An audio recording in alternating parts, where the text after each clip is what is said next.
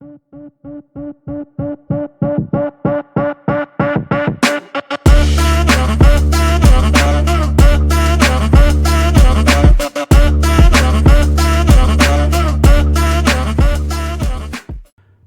and welcome to Exothermic Plays Games. I'm Exothermic and the date today is Monday, January 29th, 2024. That means it's the 29th day of ranking my favorite video games through each day of the year.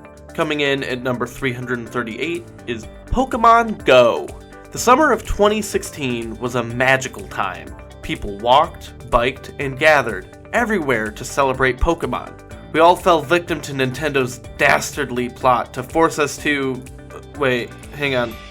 This can't be right. Exercise?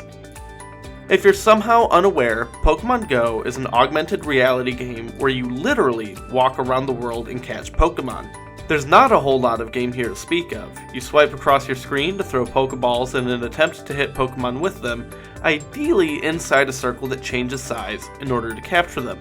You can level them up and evolve them by spending candy that you get each time you collect a Pokemon of that evolution line, and can battle against and trade with your friends. Battling itself isn't like normal Pokemon games, and it's just a lot of tapping on the screen as fast as you can, while occasionally collecting special things that pop up for bigger attacks. You do get some of the strategy of Pokemon and knowing type matchups, but that's about it. So I mentioned walking around and exercising. You might be wondering where that actually comes in. There are three important reasons to be moving around while playing the game. First, it tracks your movement while playing. In the mainline Pokemon games, you hatch eggs by riding your bike or walking enough steps. This game is no different, except instead of moving by holding down a directional button, you use your actual body. Hatching eggs is a really important part of trying to collect everything after all.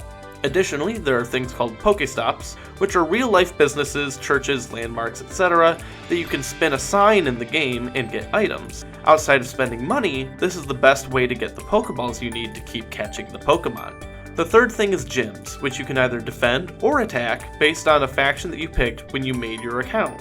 In areas with a robust player base, this can get pretty heated and is a pretty ingenious way of fostering community within the community. Let's say you don't have any gyms nearby, or you're playing at a time you can't realistically get to one but want to battle. That's not a problem.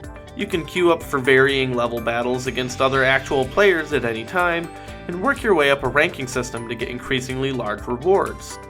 I have a lot of praise to give Pokemon Go, especially for how broad of an audience it's made for itself. Despite this, I couldn't let the game squeak into February because while there's a lot to do, the game has the depth of a puddle. It's all just collecting things for the sake of collecting and combat that's just mindlessly tapping buttons. There's a loose story in the game, but loose might already be an understatement. Regardless of those things, I can't deny that the simplicity of the game does have its own charms, even if it doesn't quite grip me to the extent that I think a real-world Pokemon game should. So it still made it onto the ranking. Join me tomorrow as I talk about the 337th game on my list.